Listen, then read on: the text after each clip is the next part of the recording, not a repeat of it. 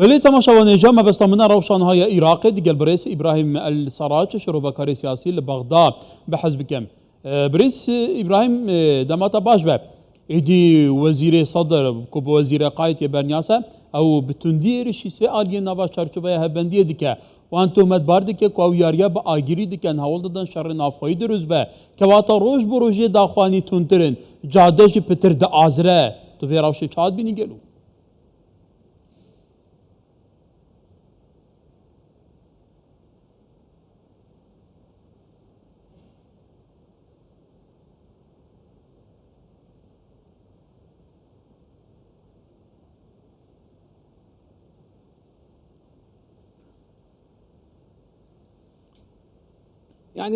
بەڵێ بەدڵنیایەوە ئەو جیاوازەی کە هەیە لە نێوان چاچەوەی هەماهەنگی و ڕوتی سەدر بەردەوامە لە ڕێگەی تویتەکانەوە دەیبینێن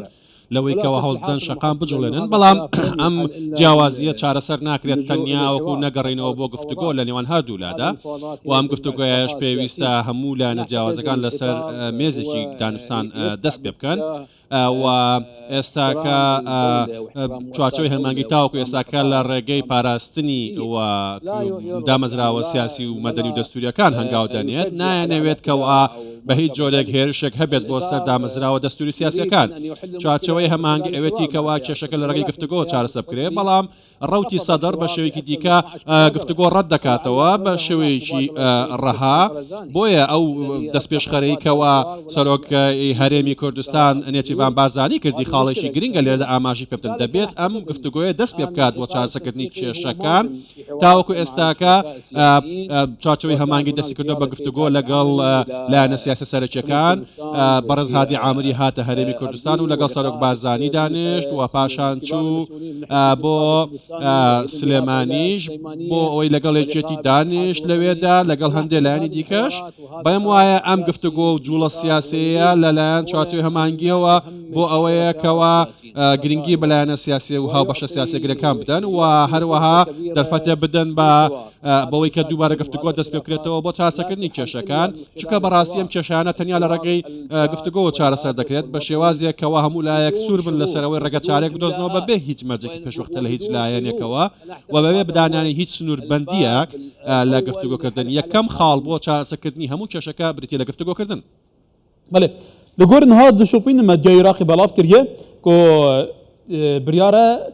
شاندێکی بڵندی چارچۆوەیە هەڤبەندیە بە سەرۆکاتی عەمار حەکیم بچە عەرەبستانە سعودیە کو لە وێرەیەکی هەوڵ بێتە دان عەرەبستانە سعودیە ناوبەین کاریە بکە بۆ هەردوو ئالیین شیعان کو لە هەفتوو نزیک بکەوە کە تو بێژی بەڕێیا گوت و بێژان کەواتە ئالیین دنیین هەرێمیژی بێگومان هاتبوونە عێراقی بەردەوام نەکارین گەلو سعودیە دکارێت شتێکی وسا بکە کو هەوڵدانی نافخۆی ئەنجام نەبوون وڵاتێکی دنجی ئەقلیمی ئەنجام نەبوویە.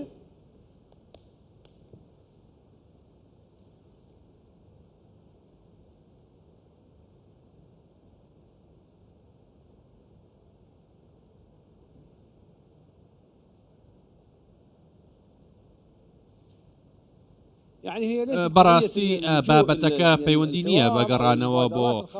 سعودیە بەڵکو هەر دەست پێشخەریەک بۆ چارەسەرکردنی کێشەکان پێشوازی لەکراوە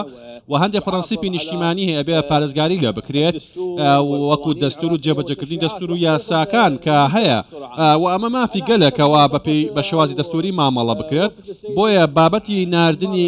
وەفدێک بە سەرکاتی عەمار حەکیم بۆ سعودیا لەم چوارچێوەدایە ڕەنگە دەست پێشخەریەک هەبێت لەلایەن سعودیاوە بۆ چارەسەرکردنی کێشەکان بۆیە پێم وایە ئەوەی کە دەستگا میدیاکان باسەکە لەم چوارچێوەدایە بەڵام تاوەکو ئێستاکە ڕەوتی سەدر هێشتا مامەڵە دەکەن بەسەرەوە شەقامەوە و دەیانەوێت لەسەر ئەو شێوازە بڕۆن کە دەڕۆن و چەندین شوێنی گرنگیان داگیر کردووە لەسەر شەقام ڕۆژانە و ئەوان خەڵکی خۆیان هەیە ئەمە دروستە بەڵام هەموو خەڵکی عێراقش بە دوای سەدرەوە نییە چونکە بەڕاستی چوارچەوەی هەمانگەیش کاری پێ دەکرێت لەمڕۆوە بۆیە بە بڕای من هەرکو ئاماژەم پێدا ئەم کێشەی لە ڕێگەی دەست پێشخەری گفتوگۆ چارەسەر دەکرێت و ئەم چارەسەریانە نابێت لەسەر بنەمایەک بێت کەوا لەسەر بنەمای مەرج بێت و لایەنێک سازش بۆ لایەنێکی دیکە بکات بەڵکوە بێ هەموو لایەنەکان بە شێوەیەک لە شێوەکان سازش بکەن بۆ یەکتری و سەدرەکانش بێنە پێشەوە و دەستی گفتوگۆ درێژ بکەن تاواوکو بتوانین لەم بارودۆخە ناسەقامگیرە هەموارە ڕزگارمان بێت دەست پێشخەرێکی نیشتیمانی گشتگیر بێت کە هەموو لایەنەکان تێدا بەشدار بن بەڵام دەبێت هەموو لایەک سازش بکەن نەک مەرجی پێشوەختە دابدرێت لەسەر بنەمای دەستورش بێت لەسەر بنەمای یاسا و ڕێکارە بەرکارەکان بێت. ولی برز ابراهیم تا پیتر جاره که بحث دستوری کرد به اف پرزگیری کان حال عراقیه و رج جوان همو پرزگیری کن بره بویه که اوین بره جیگ ده سالاداریان عراقی بنا پشتی 2003 و که چافدرن و که تا گله جاران دبیجن پابندی بنماین دستوری نبونه دستور نکریه حکم بوچات که چاره سکرنا پرزگیری کن اساسیین عراق بجداری بکرنا همو پیکاتان ده اداره کرنا عراق دا که واتا تو نابینی گلو به توای هیچ عادیه باوی که کنکریتی پابندی دستوری نبویه اگر دستور جه حکم و پرزگیری که اصلا درست ندبون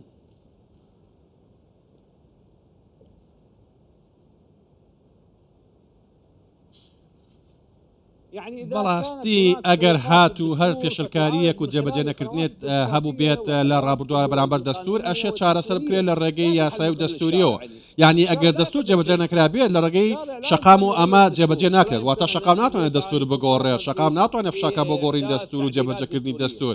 هەر پێشلکاریەکە بێت دەبێت لایەنەکان دابنشن بە پێی ڕێسا و یاسا مامەڵە بکەن و ئەگەر هەمواکردنێکش هەبێت دەبێت لەسەر بنەمای ڕێسا و یاسای دەستور بێت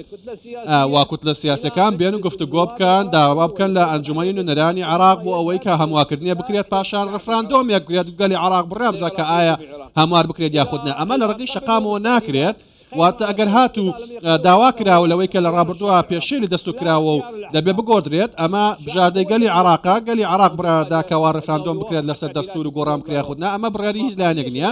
بەڵام بابەتی ئەوەی کە هەمواکردن لە ڕێگەی شەقامەوە بە زۆر ئەمە جێبەجێ ناکرێت و ناشمانگەینە بە هیچ ڕێگە چارەیەک پێویستە ڕێزی چوارچێوە دەستوری یاسایەکان بگیرێت هەموو شتێک لە ڕێگەی ڕێکاری یاسایەکانەوە دەکرێت نەک لە ڕێگەی فشاری شەقامەوە تۆ ناکرێت دەستورێکت بێ بە پێی بەرگی خۆت و چۆن بێ ئەو هات بۆ دابنێن بەڵکو دەبێت لە ڕێگەی ڕەوشنی یاسایەوە بێت کۆمەڵێک ڕەوشن هەیە تیمی سیاسی و یاسایی پەیوەنددار هەیە کە باش دەزانن ئەمە لەم ڕێگەوە دەکرێت. ولی برز ابراهیم السراج ڕۆبەکاری سیاسی لە بەغدا ڕۆژێکی خۆش.